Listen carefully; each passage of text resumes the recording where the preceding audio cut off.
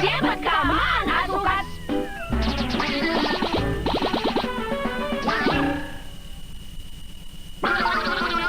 Kas päivää! Olen professori Taavi Ankka, joka paikan nero ja asiantuntija stressin poistossa. Ja tämä tässä on huolten riivaama veljenpoikani. Hänellä on monta ratkaisematonta psyykkistä taakkaa sekä todella äkkipikainen luonne. Vaan ei hätää. Tänään käytämme Taavi Ankan menetelmää rauhoittamaan hänet.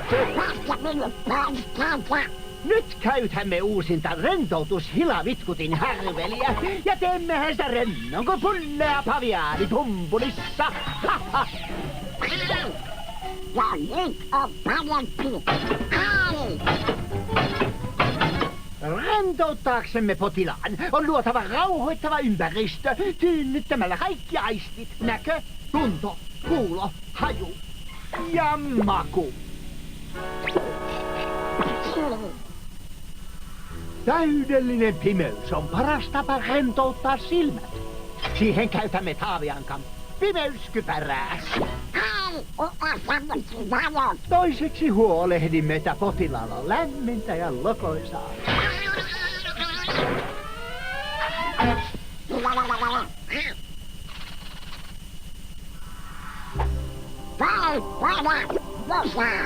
Kyllä vain! Eikä mikään ole yhtä rauhoittavaa korville kuin valaiden laulun kuuntelu. Jos sun lysti on niin evät yhteen lyö, jos sun lysti on niin evät yhteen lyö. Rauta teillä töitä poiskin, pitkä päivä voon. Oi Susanna, ei surrat konsanaan, koska saavun Alabamasta, tämän jo evälöin.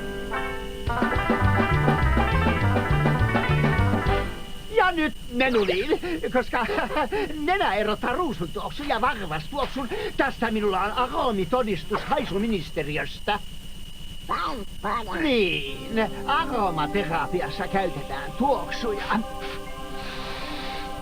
rentouttamaan mieltä ja kehoa.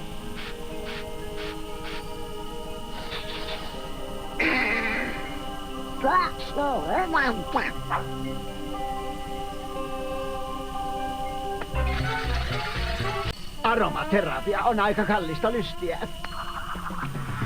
Hän ei ole vain jännittynyt, vaan suorastaan kireä. Hänen ruokavaliota täytyy muuttaa, vai mitä?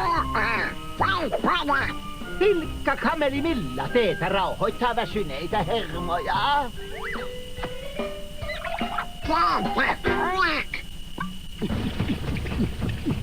Kas noin, niin sitä pitää. Vielä hiukan B-sähinärohtoa.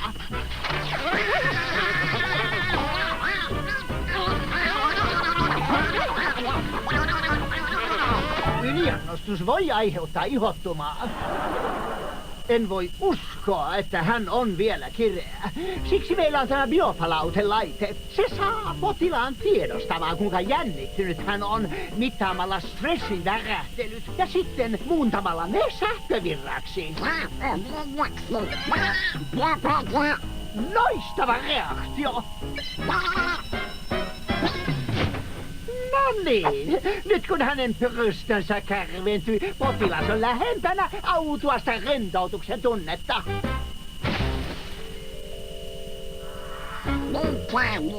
Nyt löysäämme takakireitä jännittyneitä lihaksia. Käytämme siihen viimeisintä keksintöäni, Taavi Ankan täysillä rallilaitetta. Painan vain kaukosäätimestä.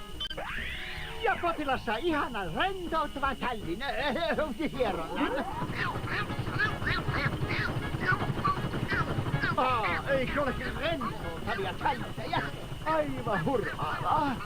Siitä saa erilaisia hierontoja, kuten ruotsalaisen lihapulahieronnan sekä sushi-hieronnan, saksalaisen rinkilä-hieronnan ja suosikkini origami-hieronnan.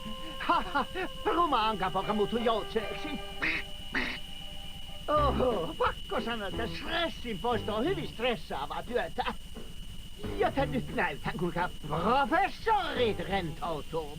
Mikään ei rentouta professoria yhtä hyvin kuin oikein visainen arvoitus. Liikas, kun rakensin tämän laitteen, mutta en tiedä mikä se on.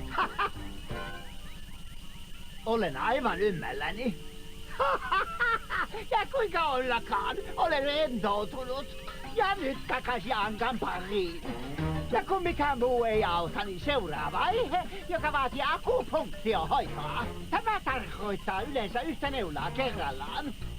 Mutta se vie aikaa. Siksi tämä professori käyttääkin akupunktiokammiota. Joskus potilas kaipaa hiukan motivointia.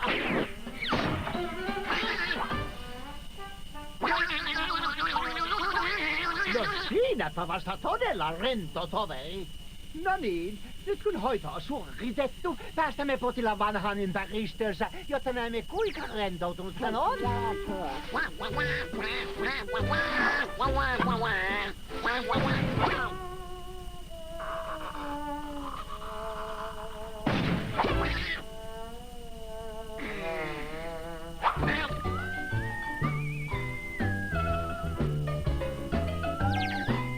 Eikö olekin hienoa? Potilas on rento ja tyyni ja hiljaa.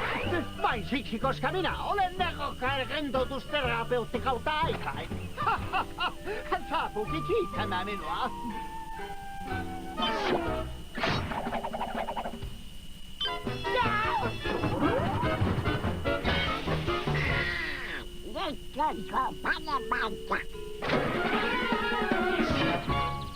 Kieltämättä se oli hyvin rentoutavaa. Ups.